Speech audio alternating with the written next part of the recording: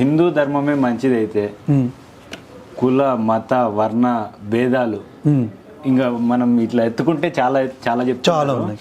And ఇంకోటి ఏంటంటే ఈ మన హిందువుల్లో మన వాళ్ళు ఎవరైతే ఉన్నారో మన వాళ్ళే అడ్డబొట్టు నిలువుబొట్టు అనే పేరు పెట్టుకొని కొట్టుకుంటా ఉంటారు. మీకే సక్రమంగా లేదు, మీరు పక్క మతాలను వేలెత్తి చూపిస్తారా అని కొంతమంది ప్రశ్నిస్తుంటారు. ఓకే, వాళ్ళకు మీరు చెప్పే సమాధానం? మన ధర్మంలో ఎట్లుంటుందంటే తత్వం అని అడిగావు కదా, ఆ దేవుడి తత్వం ఉంటుందన్నమాట. అంటే ఏకం సత్ విప్రా బహుదా వదంతి, ఇది ఋగ్వేద మంత్రం. దీని ప్రకారం ఏంటంటే భగవంతుడు ఒకడే, కానీ అదే భగవంతుడు అనేక విధాలుగా ఎక్స్ప్రెస్ అవుతాడనమాట. కృష్ణుడిగా, శివుడిగా, విష్ణువుగా, బ్రహ్మగా, వినాయకుడిగా, అమ్మవారిగా. సో నువ్వు ఏ విధంగానైనా పూజించుకోవచ్చు. అది మనకిచ్చిన అడ్వాంటేజ్. ఇప్పుడు నేను శివుడిగా పూజించుకుంటానండి. శివుడిగా పూజించుకొని శివుడి దగ్గరికి వెళ్ళి లింగానికి అభిషేకం చేస్తాను. లేదు, వెంకటేశ్వర స్వామి దగ్గరికి వెళ్తాను, మొక్కుకుంటాను, నా తలలీలాన అర్పించుకుంటాను. ఈ ఫ్రీడమ్ నాకుంది. మ్లేచ్ఛ మతాలలో ఫ్రీడమ్ ఏంది? వాడు ఏమంటాడంటే ఈ రూట్ పెట్టినా నీకు, నువ్వు ఇట్లనే పో, ఒక్క అడుగు అటేసినవా కసక్. ఇది ఫ్రీడమా? ఫ్రీడమ్ కాదు, ఇది జైల్ఖానా. జైల్ఖానా కాదు. ఇప్పుడు ఒక ఆవు ఉంది, ఆవు మెడకి తాడు కట్టినాం, పోల్కి కట్టినాం, ఫ్రీడమ్ అంటారు. అది ఎట్లా ఫ్రీడమ్ అవుతుంది? దాని చుట్టే తిరగాలి, అది ఎటు పోలేదు. కానీ సనాతనమైన హిందువుకి ఎంత ఫ్రీడమ్ ఉందంటే నేను ఏ విధంగానైనా ఆరాధించవచ్చు. నాకు విద్య కావాలి, సరస్వతి అమ్మని నేను పూజిస్తా విద్య కోసం. నాకు బలం కావాలి, ఆంజనేయ స్వామిగా నేను పూజిస్తా. నాకు శుభాలు జరగాలి, శివుడిగా పూజిస్తా.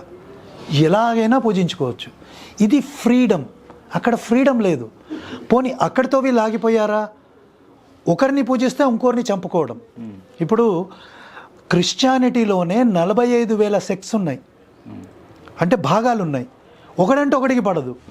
ప్రొటెస్టెంట్ ఏమంటాడు తెలుసా? క్యాథోలిక్ని నువ్వు నరకానికి పోతావు అంటాడు. వాడేమంటాడంటే వీడు నరకానికి పోతావు అంటాడు. అట్లా వాళ్ళు ఈరోజు కూడా కొట్టుకుంటున్నారు. కానీ నువ్వు ఒక మాట మాట్లాడావు, ఏదంటే శైవులు వైష్ణవులు కొట్టుకున్నారని. చరిత్రలో అయితే ఇది లేదు. వాళ్ళు కూర్చొని డిబేట్ చేసుకున్నారు, కానీ ఒకరినొకరినైతే ఎప్పుడు కొట్టుకోలేదు. విభేదాలు ఉంటాయి, శివుడు గొప్ప, విష్ణువు గొప్ప, ఈ విభేదాలు ఉండొచ్చు. కానీ ఈ విభేదాలకు కూడా కూర్చొని చర్చ చేసుకున్నారు, కానీ ఎప్పుడు కొట్టుకోలే. ఇలా కొట్టుకున్నారని ఎవరు స్టోరీలు క్రియేట్ చేశారు తెలుసా? ఈ నికృష్టమైన కమ్యూనిస్టులు. ఎందుకు? మనల్ని విడగొట్టాలన్నమాట. విడగొడితే ఏమవుతుంది? వాడికి లాభం అన్నమాట. ఇప్పుడు ఓట్ బ్యాంక్ నడుస్తలే. యోగి ఆదిత్యనాథ్ ఏమన్నాడు? ఒక మంచి మాట అన్నాడు, బటేంగేతో కటేంగే. ఎందుకన్నాడు? మనం కులాలుగా, మతాలుగా, వర్గాలుగా విడిపోయి ఉన్నాం. వీడేం చేస్తాడంటే మనల్ని విడగొట్టుకొని ఓట్లు వేసుకుంటాడు. పోనీ ఓట్లు వేసుకున్న తర్వాత మనల్ని పట్టించుకుంటాడా? వక్త్ బోర్డ్ అని వేల ఎకరాలు వానికి పంచిపెడతాడు. మన గుడిని ఫ్రీ చేశాడా? పోనీ మన గుడికని ఎక్స్ట్రాగా ఒక 10 ఎకరాల పొలం ఇచ్చాడా? మన పొలాలనే కబ్జా చేస్తున్నాడు వీడు. అంటే హిందువులు గమనించుకోవాలి, ఇది మనని విడగొడతాడు. మళ్ళీ ఆడు ఉదయనిధి స్టాలిన్ ఏమంటాడు? సనాతన ధర్మం డెంగ్యూ, మలేరియా. అదే ఇస్లాం గురించి చెప్పగలడాడు? వాడి తల ఉంటుందా మెడ మీద? అంటే హిందువులు సాఫ్ట్ కాబట్టి ఏదైనా తిట్టొచ్చు, కానీ హిందువులలో కూడా చైతన్యం వస్తుంది. అందుకే ఇప్పుడు ఇమాజిన్ చేయండి, ఇంకో మాట కూడా అన్నాడు యోగి ఆదిత్యనాథ్, మీరు ఇట్లాగే విడిపోయి ఉంటే రేపు పొద్దున మీ ఇంట్లో గంటలు కూడా కొట్టనియరు. తమిళనాడులో కొన్ని ఊర్లలో మల్లాపురంలో జరుగుతుంది అది. వాళ్ళు ఏమంటారు తెలుసా? మేము నమాజ్ చదువుకునే టైం మీరు గంటలు కొట్టొద్దు అంటే గంటల మీద గుడ్డలు చుట్టిన సందర్భాలు ఉన్నాయి. అంటే హిందువులు ఒకటిగా లేకపోతే మిమ్మల్ని కోస్తారు. కొయ్యడం కొత్త ఏం కాదు, 1000 సంవత్సరాల నుంచి జరుగుతుంది.